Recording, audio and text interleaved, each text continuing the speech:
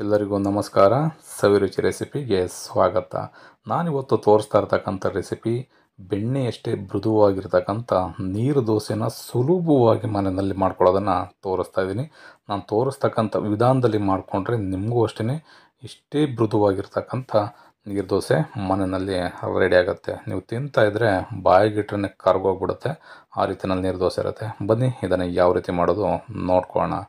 ನಾನಿಲ್ಲಿ ಒಂದು ಬೌಲ್ನ ತೊಗೊಂಡು ಇದಕ್ಕೆ 3 ಕಪ್ಪಿನಷ್ಟು ರಾ ರೈಸ್ನ ಸೇರಿಸ್ಕೊಳ್ತಾ ಇದ್ದೀನಿ. ನೀವು ಯಾವ ರಾ ರೈಸ್ ಬೇಕಿದ್ರೂ ತೊಗೋಬೋದು. ಇದನ್ನು ಚೆನ್ನಾಗಿ ನಾವು ಒಂದು 3 ರಿಂದ 4 ಬಾರಿ ತೊಳಿಬೇಕಾಗತ್ತೆ. ಅಕ್ಕಿನಲ್ಲಿ ಪೌಡ್ರ್ ಜಾಸ್ತಿ ಇರುತ್ತೆ, ಹಾಗಾಗಿ ಒಂದು 3 ರಿಂದ 4 ಬಾರಿ ಚೆನ್ನಾಗಿ ತೊಳೆದು ಇದನ್ನು ಒಂದು 5 ರಿಂದ 6 ಗಂಟೆಗಳ ಕಾಲ ನಾವು ನೆನೆಯಲಿಕ್ಕೆ ಬಿಡಬೇಕು. ನಾವು ಎಷ್ಟು ಚೆನ್ನಾಗಿ ನೆನೆಸ್ತೀವಿ ಅಷ್ಟು ಚೆನ್ನಾಗಿ ನೀರು ದೋಸೆ ಬರುತ್ತೆ.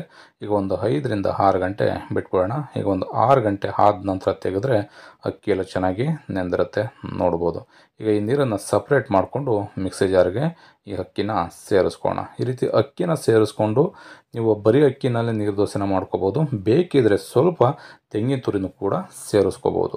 ಬೇಡ ಅನ್ನೋರು ನೀವು ಬರೀ ಅಕ್ಕಿನಲ್ಲೇ ನೀರು ದೋಸೆನ ಮಾಡ್ಕೋಬೋದು. ನಾನಿಲ್ಲಿ ಒಂದು 2 ಟೇಬಲ್ ಸ್ಪೂನಷ್ಟು ತೆಂಗಿನ ತುರಿನೂ ಕೂಡ ಸೇರಿಸ್ಕೊಳ್ತಾ ಇದ್ದೀನಿ. ಈ ರೀತಿ ತೆಂಗಿನ ತುರಿನ ಸೇರಿಸೋದ್ರಿಂದ ನಿಮಗೆ ಟೇಸ್ಟು ಕೂಡ ತುಂಬ ಸಖತ್ತಾಗಿರುತ್ತೆ.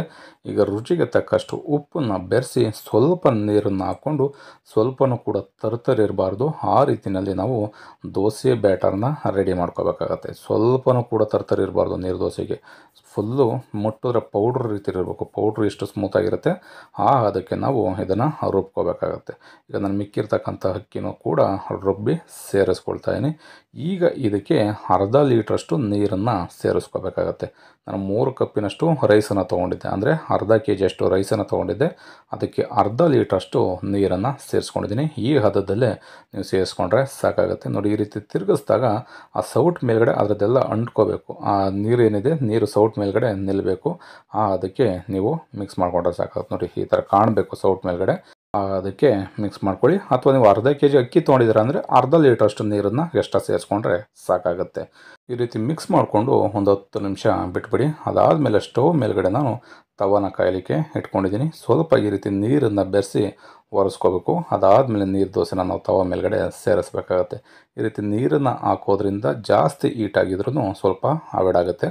ಹಾಗಾಗಿ ನೀವು ದೋಸೆನ ಹಾಕಿದ್ಮೇಲೆ ಮೀಡಿಯಮ್ ಫ್ಲೇಮ್ನಲ್ಲಿ ಇಟ್ಕೊಂಡೇ ಒಂದು 2 ರಿಂದ 3 ನಿಮಿಷಗಳ ಕಾಲ ಈ ರೀತಿ ಒಂದು ಲೆಡ್ಡನ್ನು ಕ್ಲೋಸ್ ಮಾಡಿ ಬೇಯಿಸ್ಕೋಬೇಕಾಗತ್ತೆ. ಈ ರೀತಿ ಲೆಡ್ಡನ್ನು ಕ್ಲೋಸ್ ಮಾಡಿ ನೀರು ದೋಸೆನ ಬೇಯಿಸ್ಕೊಂಡ್ರೆ ಪರ್ಫೆಕ್ಟಾಗಿ ನೀರು ದೋಸೆ ಎದ್ದೇಳುತ್ತೆ ನೋಡ್ಬೋದು. ಒಂದು ಸ್ವಲ್ಪನೂ ಕೂಡ ಅಂಟ್ಕೊಳ್ಳಲ್ಲ. ಈ ವಿಧಾನದಲ್ಲಿ ಮಾಡಿಕೊಂಡ್ರೆ ಇದೇ ರೀತಿ ನೀರು ದೋಸೆ ನಿಮಗೂ ಕೂಡ ಮನೆಯಲ್ಲಿ ರೆಡಿ ಆಗುತ್ತೆ. ನೋಡಿದ್ರಲ್ಲ ಎಷ್ಟು ಸಖತ್ತಾಗಿ ನೀರು ದೋಸೆ ರೆಡಿಯಾಗಿದೆ ಅಂತ ನೋಡ್ಬೋದು. ನಾನು ಮೊದಲಿಗೆ ಸ್ವಲ್ಪ ನೀರನ್ನು ಬೆರೆಸಿ ನಾನು ಯಾವುದೇ ರೀತಿ ಎಣ್ಣೆನ ಸವರ್ದೇ ದೋಸೆ ಹಾಕೋದನ್ನ ತೋರಿಸ್ದೆ. ನೀವು ಬೇಕಿದ್ರೆ ಈ ರೀತಿ ಎಣ್ಣೆನ ಸವರ್ಕೊಂಡು ಬೇಕಿದ್ರೆ ನೀವು ನೀರು ದೋಸೆನ ಹಾಕ್ಕೋಬೋದು. ನಾನು ಎಣ್ಣೆನ ಹಾಕಿ ತೋರಿಸ್ತಾ ಇದ್ದೀನಿ. ನೋಡಿ, ಈ ರೀತಿ ಹಾಕಿದ್ಮೇಲೆ ಈ ರೀತಿ ಸ್ಪ್ರೆಡ್ ಮಾಡ್ಕೋಬೇಕು. ನಾನು ಇಲ್ಲಿ ದೊಡ್ಡ ತವ ತೊಗೊಂಡಿದ್ದೀನಿ. ನೀವು ಚಿಕ್ಕ ತವ ಇದೆ ಅಂದರೆ ಅದರಲ್ಲೇ ನೀವು ಮಾಡ್ಕೊಳ್ಳಿ. ನಾನು ದೊಡ್ಡ ತವನ ತೊಗೊಂಡಿರೋದ್ರಿಂದ ಆ ತವ ಫುಲ್ ಏನಿದೆ ಅಷ್ಟು ನೀರು ದೋಸೆನ ಹಾಕ್ಕೊಂಡಿದ್ದೀನಿ. ಅದಾದಮೇಲೆ 2 ನಿಮಿಷ ಲೆಡ್ಡನ್ನು ಕ್ಲೋಸ್ ಮಾಡಿ ಬೇಯಿಸಿದ್ರೆ ಸುಲಭವಾಗಿ ನೀರು ದೋಸೆ ರೆಡಿ ಆಗುತ್ತೆ. ನೋಡೋದ್ರಲ್ಲಿ ವೀಕ್ಷಕರೇ, ನಾನು 2 ರೀತಿಯಲ್ಲಿ ದೋಸೆನ ಹಾಕಿ ತೋರಿಸಿದ್ದೀನಿ. ಇದೇ ಥರ ದೋಸೆ ನಿಮಗೂ ಕೂಡ ಬರುತ್ತೆ. ಮರಿದೇನೆ ಈ ರೆಸಿಪಿನ ನೀವು ಕೂಡ ಮನೆಯಲ್ಲಿ ಒಂದು ಸಲ ಟ್ರೈ ಮಾಡಿ. ಇನ್ನೂ ನಮ್ಮ ಚಾನಲ್ನ ಹೊಸದಾಗಿ ನೋಡ್ತಾ ಇರ್ತಕ್ಕಂಥವ್ರು ಯಾರಾದರೂ ಸಬ್ಸ್ಕ್ರೈಬ್ ಮಾಡ್ಕೊಂಡಿಲ್ಲ ಅಂತಂದರೆ ಸಬ್ಸ್ಕ್ರೈಬ್ ಮಾಡ್ಕೊಳ್ಳಿ. ಪಕ್ಕದಲ್ಲಿರ್ತಕ್ಕಂಥ ಬೆಲ್ ಬಟನ್ನ ಪ್ರೆಸ್ ಮಾಡಿ. ನೀವು ಕೂಡ ಮರಿದೇನೆ ಈ ರೆಸಿಪಿನ ಮನೇಲಿ ಒಂದು ಸಲ ಟ್ರೈ ಮಾಡಿ ಹೇಗಿತ್ತು ಅಂತ ಕಮೆಂಟ್ ಮಾಡಿ ತಿಳಿಸಿ. Thank you.